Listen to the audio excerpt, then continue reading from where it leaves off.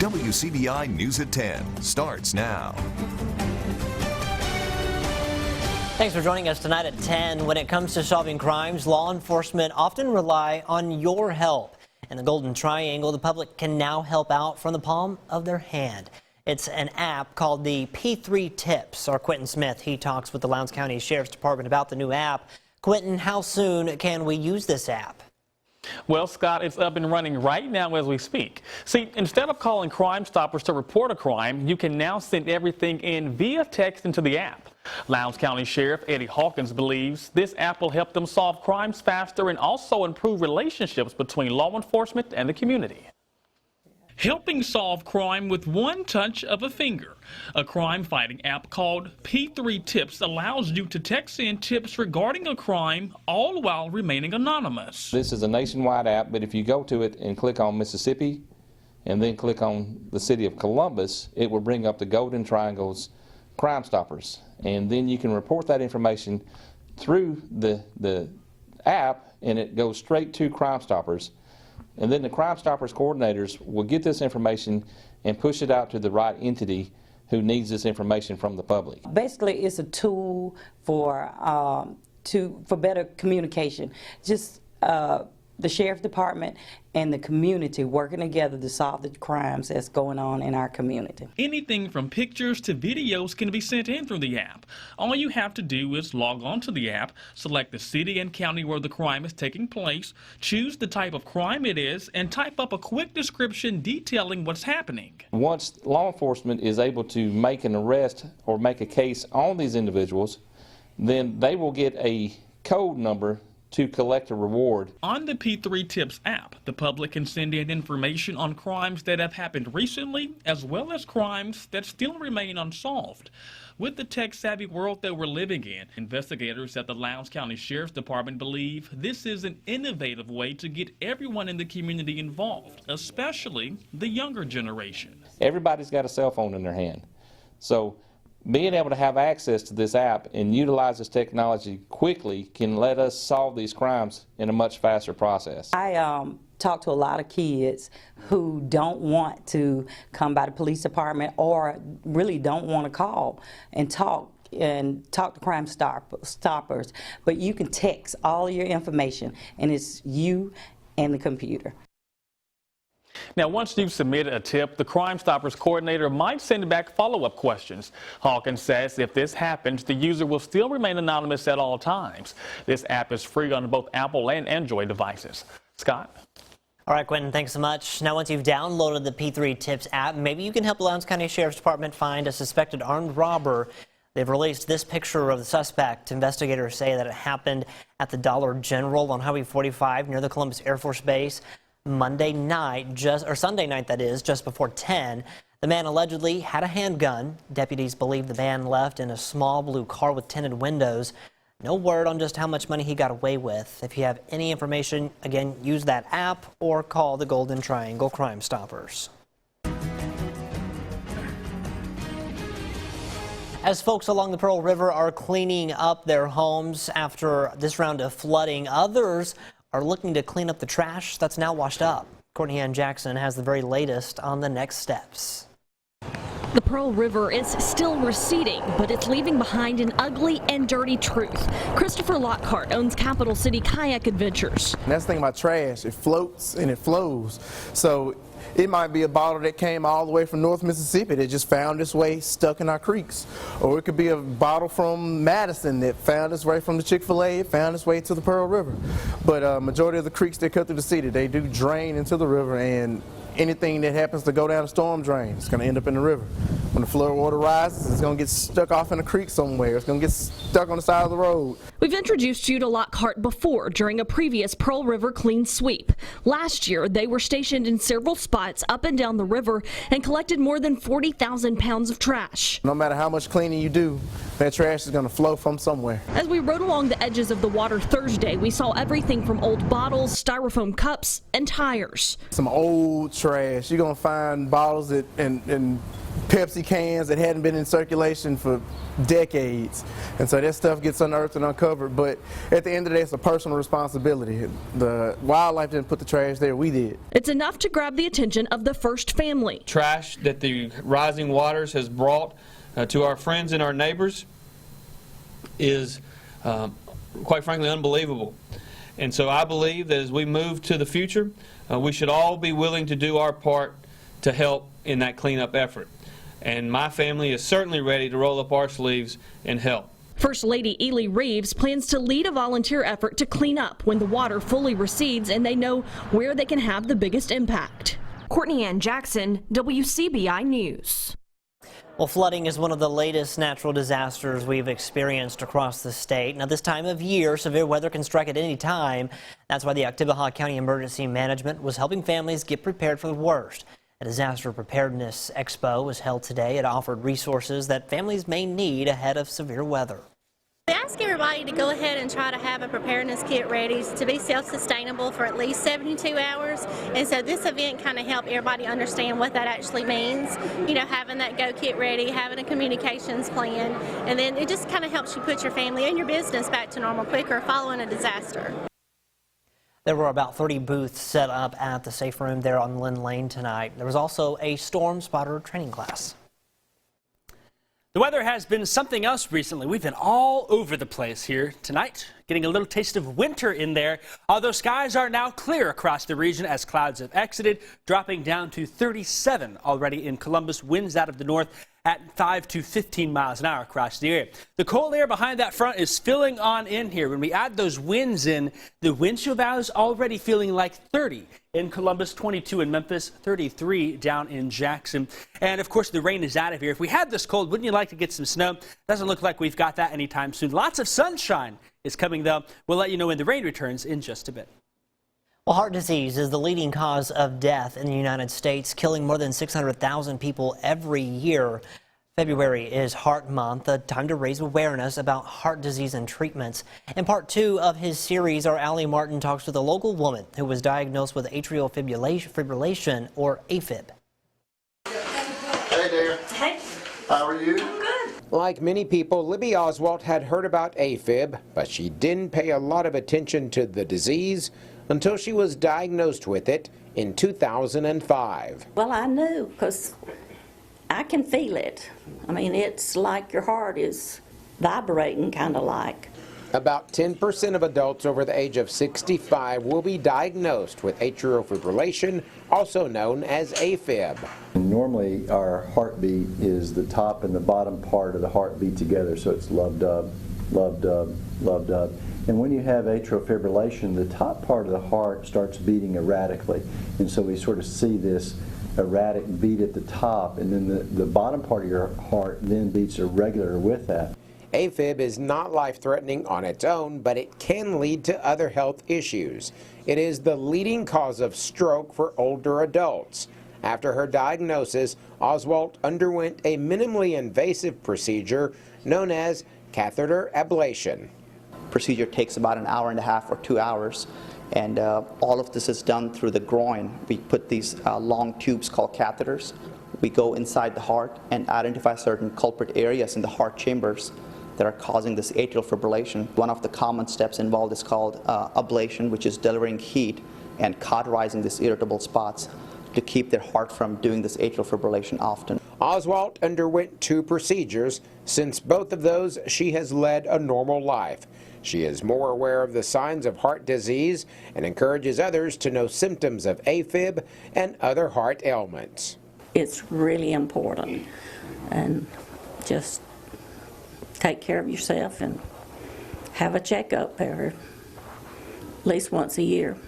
In Tupelo, Allie Martin, WCBI News. Now, February is also the month for the American Heart Association's Go Red for Women campaign to encourage women to know the signs and symptoms of heart disease. All right, we're going to send things back over to meteorologist Jacob Dickey. And Jacob, rumor around the whole, I guess everywhere in North Mississippi right now is that the sun's coming out tomorrow. Yeah, it is. We're going to wake up and look outside and be like, what is that? What is that sunshine? It is cold out there, though. While the sun is coming, we can never get a sunshine day where it's actually warm around here. It's either warm and rainy or cold and sunny tomorrow, hitting the cold and sunny up, but rain is back around the corner. We'll tell you when. Your WCBI First Alert AccuWeather forecast with meteorologist Jacob Dickey.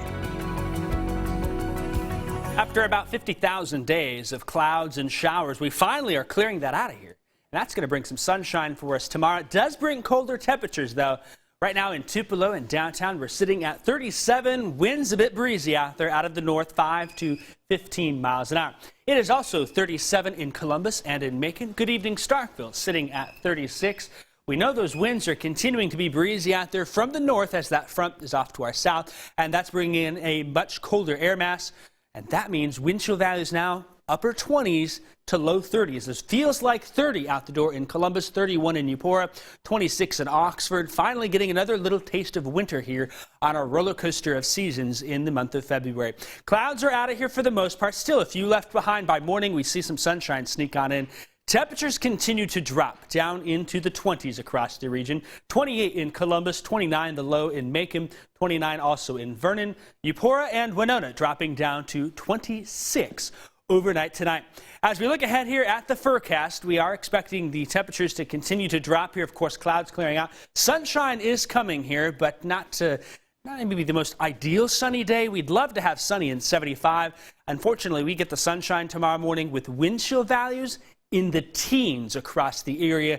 Mother Nature keeps teasing us with that here. 19 is what it feels like in Columbus, West Point, and in Aberdeen, likely as you head out the door tomorrow. Warming up, though, that's good news. We warm up a good 30 degrees into the middle and upper 40s out there. North winds continuing during the day. 47 will be the high in Starkville, 45 in West Point, 45 also in Columbus, 47 in Columbus, that is.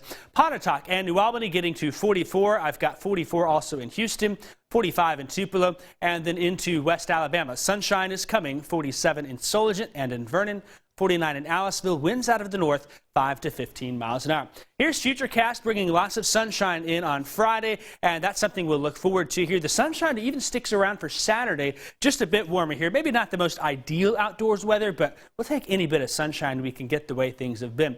Clouds do build back into the region, though, as high pressure erodes away, and we get some showers as early as Sunday. Not a whole lot of them. A much better chance, though, comes Sunday night into Monday into the region with this system coming on, and could see half-inch to an inch area wide with that. That may be on the higher side. I do think some local amounts could be 1 to 2 inch range.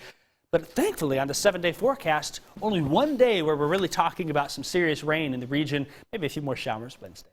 When's the last time we saw a 7-day forecast with only one day with the chance of rain? I couldn't tell you. Memory's just losing me here. Too many. All right, too many. Thanks so much, Jacob. Well, the top 25 matchup, it's kicking off the weekend, really, at Dudy Noble. We have a preview of the Diamond Dogs a little bit later in sports. You're watching WCBI News at 10 with Scott Martin. Welcome back, everyone. Nearly 5 million Americans are living with congestive heart failure, but there are things you can do to improve the symptoms. In tonight's Health Talk with Baptist, we look at some treatment options. Hi, I'm Dr. Julius Cato, invasive cardiologist and part of the cardiology team at the Baptist Memorial Golden Triangle. Tonight, I'll talk to you about the treatment options for congestive heart failure. Heart failure caused by damage to the heart that has developed over time can be cured, but it can be treated, quite often with strategies to improve symptoms. Successful treatment depends on your willingness and participation in managing the condition. Your treatment plan may include lifestyle changes such as maintaining or losing weight, tracking your daily fluid intake, avoiding or limiting alcohol and caffeine, quitting smoking, eating a healthy diet, following a regular exercise routine, managing stress, monitoring your blood pressure, and getting adequate rest. Also, prevent lung infections by getting your flu and pneumonia vaccinations. Other treatment options may include medications, devices and surgical procedures, ongoing care. People with mild to moderate heart failure often can lead nearly normal lives as a result of changes recommended by your doctor. It takes a team to manage heart failure, and you are the key player. Your cardiologist will prescribe your medications and manage other medical problems. Other team members include nurses, dietitians, pharmacists, exercise specialists, and social workers. We'll also lend a hand. But it's up to you to take your medicine, change your diet, live a healthy lifestyle, keep follow-up appointments, and be an active member of the team. Join us next time for Health Talk with Baptist. Mail your topic suggestions to healthtalk@wcbi.com. Health Talk has been brought to you by Baptist Memorial Hospital Golden Triangle. The third straight game of a double-digit second-half deficit, but the comeback kids from Starkville find a way. Highlights from Auburn are coming up next in sports. Here's sports with Tom Ebel. Hail State hoops on the road for the third time in 4 games, looking to bounce back after its second SEC loss of the year. The Bulldogs with a tough road test against Auburn. Mississippi State has won 7 straight games against the Tigers. This game just coming to a close. Auburn trying to change that. Fast break for the Tigers. Unique Thompson bucket plus the harm. She had 15 points, 9 boards in the first half. Then in the second quarter, Vic Schaefer not happy. But this might make him a little happier with Kia Jackson on her way to a career night, hits the triple. It's a 3-point ball game, but this explained the night for Auburn, one of the worst 3-point shooting teams in the SEC. Shot 75% from deep at one point in this ball game. Auburn up double digits in the second half, adding to it.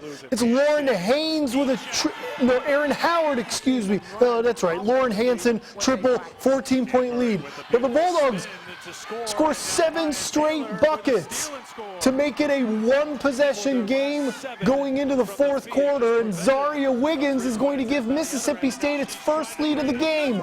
Mayhem ensues. Bulldogs complete the comeback. They were down 14. This game would go to overtime. But Mississippi State able to get the win on the road, 92-85. We'll have full highlights coming up on Sunrise. This game ended 3 minutes ago. Gotta give me a break sometime once in a while. Ole Miss women's basketball falls at home to 14th ranked Kentucky, 94-52. Rebels still in search of that first SEC win. They fall to 0-13 in conference play. Let's get to JUCO basketball. On the women's side, EMCC 71-41 over Northeast. EMCC is your undefeated division champions. They'll be the 1 seed of the state tournament next week. Jemiah Hollings continues to be a double-double machine, 17 points, 12 rebounds. ICC women fall to home, 64-43. Lady Indians will be the 2 seed in next week's state tournament at EMCC. And on the men's side, 20th ranked Northeast defeats EMCC 74-60. Behind 26 points from DeAnthony Tipler, Northeast wins the North Division title outright with the win. A win for ICC or a loss by less than 12 gets them into the state playoff tournament. On the road at Holmes, Brandon Brown knocks down the triple, so good start for the Indians. Brown going to work on the glass, off the miss, bullies his way for 2. And ICC keeps it rolling in the first half. Javante Doolittle finds Tyler Smith for the reverse layup. And then MAC-JC Player of the Week, Madarius Hobson for 3. ICC falls 64-60 to Holmes. That means they're in the state tournament. They'll be the 4 seed out of the North for the tournament at EMCC next week.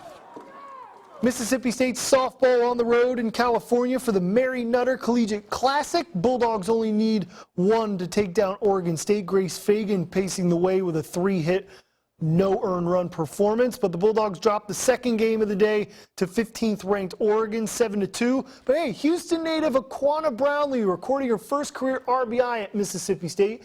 The sack fly in the 4th. Bulldogs now 10-2 on the season. The first top 25 matchup inside Dudy Noble Field for the 2020 season begins tomorrow. The Bulldogs will look for revenge against Oregon State. The last time the two meeting in 2018 when the Beavers eliminated MSU from Omaha. The Bulldogs, though, will be without its ace in its pitching staff. Head coach Chris Lemonis confirming today JT Ginn will not take the mound this weekend against Oregon State. Lemonis says they're taking a one-day-at-a-time approach to decide what's best for the All-Americans' future.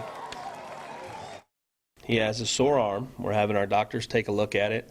We don't know anything really yet besides that he is not pitching this weekend, so we'll kind of play it as we get more from doctors and from JT, kind of go from there. He tried to get started and just didn't feel good, and so he never threw, and so we kind of, that's when we've been backpedaling a little bit, getting him to doctors and things like that, but he really didn't get a chance to throw his bullpen.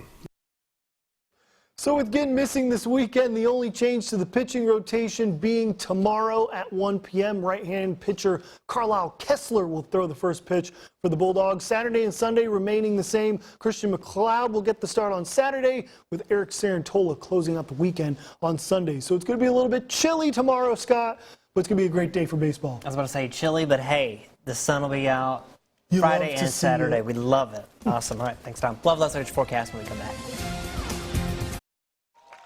Students at Mississippi School for Math and Science get a glimpse of life in the business world. The students took part in a business plan competition. Students had to design a business plan to address a growing concern in the state. Then they split up into 5 teams to make their pitches to a panel of judges. And first place winners, Jacob, get this, they got a $3,000 cash prize. The competition is a partnership of MSMS, Cadence Bank, and Leeway Financial. I love that. That's always a great story, hearing about young scientists doing some great things, right? Yeah. Well, we need to get some young scientists on fixing the weather around here, don't we? Hey, they fixed it for tomorrow. Yeah, you're right. Sunshine, but it is in the 40s, so, you know, you can't get a perfect day, sunny and 75. I think that's a good song, right? Yeah. Yeah, I won't sing it, though. One day. I almost did. He almost started there. I tried to bait him. He wouldn't bite. But, yeah, we got some warm weather by the weekend. It brings some more rain by Monday. All right. Hey, and only one day of rain chances, or a big rain chance anyway. There's a few little showers. But yeah. Hey, we can handle it. Thanks so much, Jacob. Thanks for watching, everyone. Have a good night. We'll see you tomorrow.